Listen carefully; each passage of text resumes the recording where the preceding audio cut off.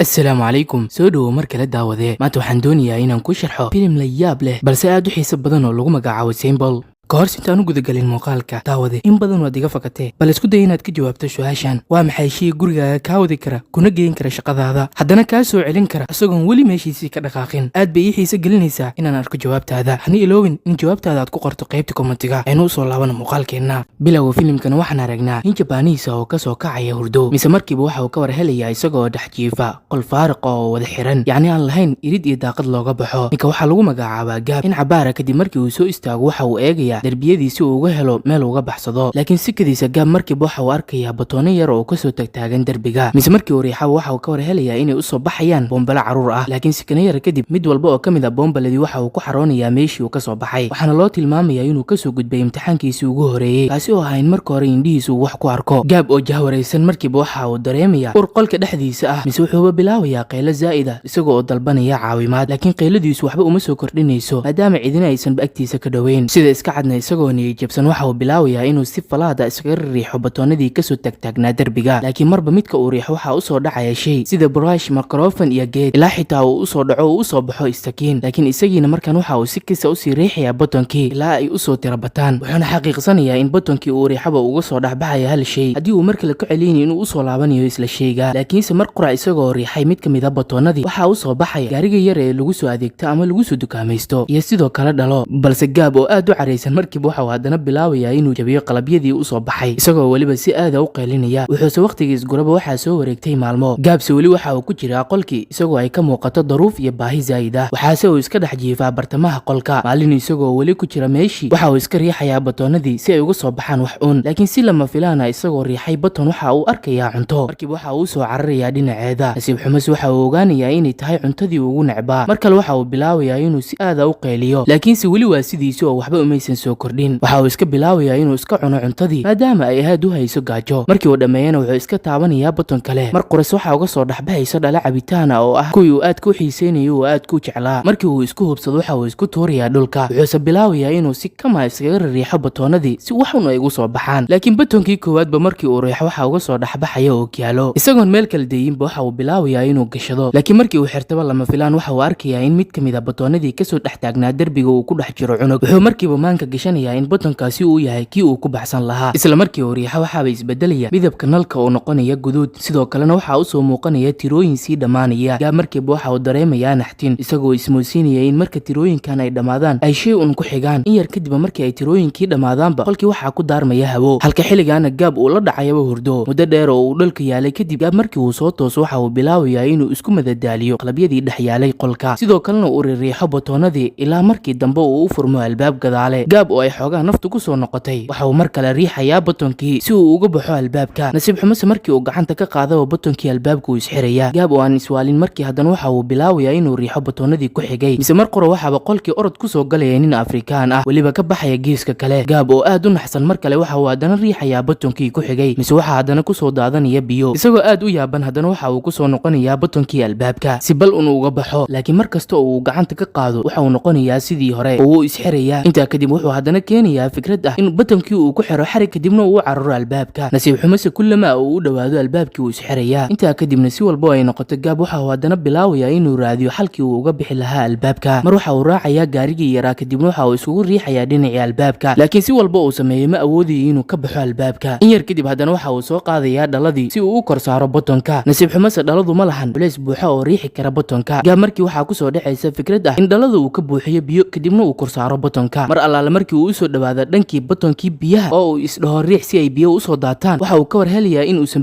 bashaqaynaynin yacni biyaha in uusan ku shumeynin meel aan ahayn madaxiisa haddana mar kale waxaa ku soo dhacaysa fikrad kale oo ah in dhaladu uu ka buuxiyo raashiin in yar kadibna markii uu hoos yimaado batonkii raashiinka oo uu buuxiyo dhaladii waxaa haddana caqabad ku noqonaysa sidii uu ku qaadi lahaa maadaama uu aad u buuxiyey isagoo yaaban haddana waxa uu bilaabayaa in dhaladii uu ka dhimo cuntadii uu halhal uga bixiyo saacado kadibna xoogaa markii uu ka daaday waxa uu soo qaadayaa dhalada mar allaale markii uu yimaado batonkii albaabka oo isdhaho dhaho riix waxa uu si qaldan u riixayaa batonkii uu ka soo baxayay ninkii Afrikaanka taasi oo keentay in ninkii orodkiisa darteed uu dardaro dhaladii halkaana ay ku jajabto. Gaab oo aad u caraysan waxa uu bilaabayaa qaylo maadaama taa ay ahayd fikradii uu ku xalin karay dhibaatadiisa. Laakiinse mar kale isagoon isdhiibin haddana waxa uu bilaabayaa in cuntadii uu kuuskuuso kadibna uu dul saaro batonkii ilaa ay ku qaadato saacado tiro badan ugu dambeynna daal dartiisa uu halka ugu dhaco yacni halka uu ku hurdo. In cabaara kadibna markii uu soo tooso waxa uu soo qaadanayaa buraashkii isaga oo bilaabaya inuu cadaysto, laakiin waxa uu marka hore soo raadinayaa batonkii biyaha si uu uga shubto biyo. Nasiib xumas waxa uu si kama u riixayaa baton kale waxaaba uga soo baxaya xarig dheer. Gaab isla waqtigaaba waxaa ku soo dhacaya fikrad ah inuu riixo batonkii albaabka kadibna wiifo camal uu ka laalaasamo xarigga. Kudayo badan kadib nasiib wanaag waxa uu aakhirkii ka soo baxaya albaabka, laakiin haddana mushkilad kale oo waxa ka soo horbaxaya albaab kale kaasi oo isaguna ay waajib tahay in la helo furihiisa. Gaab markiiba isaga oo kala wareeg camal ah waxa uu ku soo noqonayaa qolkiisa intuu isan isxirin albaabkii uu ka soo baxay, laakiin laxdaadkii uu soo galay waxa dhabarka ugu dhacaya albaabka. Isagoo aad u caraysan waxa uu garaacayaa albaabkii canaan darteed maadaama uu xanuujiyay. Intaa kadibna isagoo weli iskaga dhex jiro qolkii si kama ah haddana waxa uu riixayaa mid ka mid ah batoonadii mise waxaaba ka soo baxaya fure. Isagoon meel kale eegin waxa uu dareemayaa inuu yahay furihii albaabkii kale, sidaa oo ay tahayna markii uu u soo dhawaado oo islaha qaado markiiba furihii uu ka qarsoomayaa, wuxuuna ogaanayaa inay tahay in si degdeg ah uu qaato furaha markii uu riixo batonka. Laakiin mushkilad kale oo haysata ayaa ah batonkii iyo goobta furaha uu ka soo baxaya ay cabaar isku jiraan. Gaab markale waxa uu ku soo noqonayaa dhinacii batonkii furaha, laakiin si qaldan markaa waxa uu ku qaldayaa baton kale taasi oo keentay inuu ka soo dhaxbaxo ay aad u qaylinaya. Gaab oo aad u naxsan markiiba isaguna waxa uu bilaabayaa inuu la qayliyo, wuxuuna mar kale bilaabayaa inuu raadiyo batonkii furaha oo uu riixo. Nasiib wanaagsi waxa uu soo muuqanaya furihii, laakiin mar kale waxa iyaduna raadiis u bahan dariiqii lagu soo qaadi lahaa. Gaab oo aad u yaaban haddana waxa uu laacayaa xiriggii si furaha uu u soo qaado, balse dhowr isku dayo oo fashilmay darteed waxaa qabanaysa hurdo. In cabaara kadibna markii uu soo tooso waxa uu keensanayaa fikrad ah inuu adeegsado xariggii balse hore uu u qaato geedka lagu bambeeyo biyaha si marka uu ugu dhawaado uu u soo qabto. Isku dayo badan kadib Gaab waxa uu suuragalaysa inuu helo furihii, laakiin haddana mar kale waxaa soo waajahaysa caqabad kale oo ah in qolkii kale uu haddana ku xiran yahay qunful, sidaasina ay la macno tahay in kaliya uusan furahan waxba u taraynin balse uu u baahan yahay furo kale. Gaab haddana mar kale inta uusan albaabkii ka xirmin waxa uu ku soo noqonayaa qolkiisii hore sidii hore si lamid ah haddana waxaa dhabarka ugu dhacaya albaabkii, balse markan waxa uu qolkii soo galaya isagoo uu dhex socdo ninkii Afrikaanka ahaa. Gaab oo aad u sii fiirinayay ninkii waxa uu haddana arkayaa nambaro ku qoran madaxiisa, markiiba isagoon iswareerinin waxa uu ogaanayaa inuu yahay nambarada furihii qolka kale, wuxuuna mar kale imaanayaa qolkii isagoo adeegsanaya nambarada. Ugu dambeynna waxa uu furmayaa albaabkii halka dib uu isku xirayo albaabka qolkii uu ka soo baxay ama qolkiisii hore. ninka muxuu yaab haystaa haddaa maqli jirta cariiri aabihiis waa kan. in yar kadib markii uu furo albaabka markiiba waxa uu arkayaa goob cariiri ah, waxaa samaankiisa kusoo dhacaya meeshii uu joogi jiray iyo goobtan uu hadda soo galo oo aad ugu yar goobtii hore mise sidoo kale haddana mugdi ah. isla markiiba Gaab waxa uu dareemayaa shalayto horese Soomaali waxa ay u tiraahday waxbas wax beel bay leedahay, waa tiyo practical ah. intaa kadib wuxuu haddana maanka gashanayaa in goobtan cariiriga uu ka soo baxo kuna laabto goobtiisii hore, laakiin isku day walba uu sameeyo uma suuragalayso. laxdaad yar kadib haddana waxa uu dareemayaa in mid ka mid ah darbiyadii qolka uu kusoo daynayo hawo, markiiba waxa uu taabanayaa darbigii soo daynaya hawada mise waxaaba u furmaysa waddo dheer. Gaab isagoon meel dayin waxa uu kusoo cararayaa luuqii ama waddadii mise in cabaara markii uu sii cararo waxa uu ogaanayaa in waxba aysan iska bedelaynin keliyana uu sii dheeraanayo jidka, balse si kadiisa Gaab wuxuu haddana ugu soo dhexdhacayaa qol mugdi ah. isla markiiba waxa uu darbiyadii qolkii ku arkayaa dad ka soo tagtaagan mise haddana sakane kadib dadkii waxay ku qarsoomayaan isla meeshii ka soo baxeen. waxaa u bilaabanaysa nolol ama deegaan la mid ah sidii qolkii koowaad, waxaase loo tilmaamayaa in tani ay tahay imtixaankiisii labaad. intaa kadibna muuqaalka waxaan ku aragnaa qoys danyar oo ku nool bartamaha magaalada Mexico. durbadiiba waxaa inoo soo muuqanaya shakhsigan lagu magacaabo Skrel, waxa uu isku diyaarinayaa tartan feer ama boxing ah. qoyskiisu arrintaa waxay u arkaan inuusan awoodin, halka xaaskiisuna ay u tilmaamaysa in aad ay ugu cabsanayso maadaama uu la dagaalamayo nin aad ugu xoogan kagana horeeyay feerka, iyadoo xitaa usii sheegaysa in da ahaan uu ugu yaryahay shakhsiga. Skrel oo qariibsanaya hadalkeeda waxa uu sheegayaa in da'du ay tahay kaliya nambar, halka meesha ama goobta tartankana looga baahan yahay kaliya caqli iyo maskax. in yar kadibna waxaaba inoo soo muuqanaya Skrel oo soo galaya saaxadii feerka si uu u dagaalamo. cabaar kadib markii uu bilowdo feerkii waxa uu isagii la soo baxayaa dagaal cajiib ah, balse waxaan aragnaa ninkii Jabaaniiska ahaa oo sii riixaya batoonadii ku jiray qolka mise baton walba oo riixo waxa uu ku maamulayaa gacantii Skrel isagoo baabaynaya dadkii oo dhan. sida iska cadna Gaab mar walba uu riixo baton ama uu taabto waxaa banaanka ka dhacaya shil ama shay qariib ah, sida inuu kontaroolo koox qabanaysay bandhig faneed. waxa uu riixayaa baton mise ninkii qabanayay bandhigga waxa uu afkiisa kasoo daynayaa holac, haddana mar kale waxa uu riixayaa baton kale mise waxa uu fashilinayaa nin sameynayay indhasarcaad weliba ku qaadanayay lacag zaa'ida. in cabaara kadibna isagoo weli riixaya batoonadii qolka mar qura waxa uu arkayaa iftiin soo galaya qaybta sare ee qolka iyo shay ku dul soconaya. Gaab markiiba waxa uu go'aansanayaa inuu soo eego goobtii uu ka socday nuurka isagoo ku fuulaya batoonadii jaranjaro ahaan. markasta oo baton taabtana dunidu waxaa ka dhacay dhacaya shay